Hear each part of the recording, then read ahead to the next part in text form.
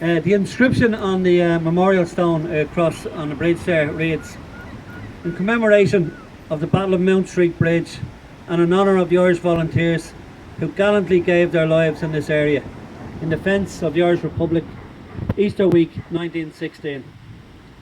Remember their sacrifice and be true to their ideals.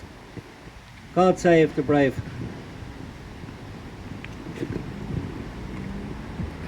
At the beginning of this month, during the 26th County Free States commemoration of Pádraig Pearse's oration at the graveside of O'Donovan Rossa, John Green, who was the head of the Glasnevin Trust, offered the comment that on his deathbed, O'Donovan Rossa professed his support for Home Rule and, in effect, constitutional nationalism. We as Republicans know this to be rubbish. It's a petty, crass attempt at revisionism, but consistent with this state's desire to distance themselves from the principles and ideals as set out by Rossa and by the men and women of 1916 who followed. In life, O'Donovan Rossa epitomised Irish resistance to British rule, and in death became a unifying symbol. That is why this walk here today is so important. It makes sure that the true narrative of 1916 is heard and not sold short. There will be many talks, commemorations and reenactments related to 1916 between now and Easter 2016. The more the merrier, we say, but we need to challenge any attempt to rewrite history by the 26th county state or others who say, like Enda Kenny, that was only history and remains in the past. In doing so, they seek to dismiss and to cheapen the principles and ideals of the men and women of 1916.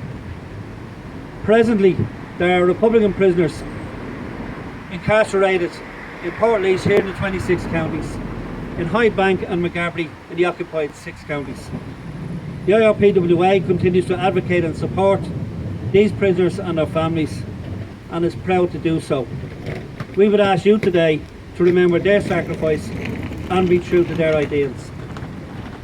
We're now going to lay a wreath at the commemoration stone, and we're going to ask Kevin Branney, a recently released prisoner from Portlaoise Jail, and his wife Debbie to do the honour. Kevin Branney was one of a dozen Republican political prisoners who were released from Portlaoise this year, and it's significant to note that those dozen men were released after the state discontinued the evidence that they were offering in the special courts in Dublin. Now, they offered no reason why, but the fact is that it effectively meant that those 12 and more men have been kept in custody for the last 2 years, which amounts to internment by remand. And we know well the horrific circumstances Republican prisoners have been held in Magarbry. The controlled movement, the isolation, the strip searching and the beatings of Republican prisoners on an ongoing basis. But it's also good to remember that the state here, although employing a more subtle approach to Republican prisoners, still employs very brutal conditions on prisoners. To deny people their liberty for up to 2 years and then not to proceed with any evidence whatsoever shows that the state here does not wish to commemorate or remember the men and women of 1916 in a positive way. It just wants to get this commemoration over with, and it can go back to running the state in the way they've done since 1916. So it is up to us as Republicans now today to make sure that the ideals of 1916 are held to. So I'll ask Kevin and Debbie to do the presentation.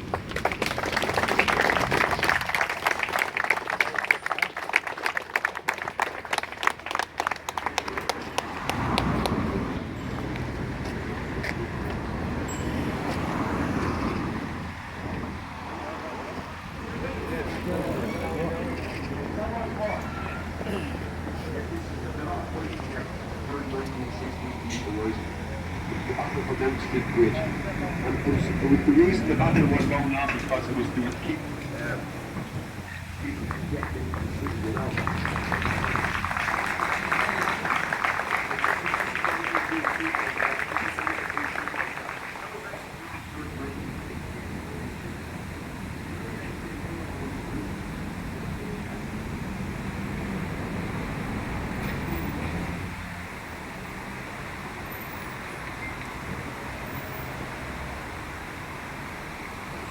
That's the end of the tour.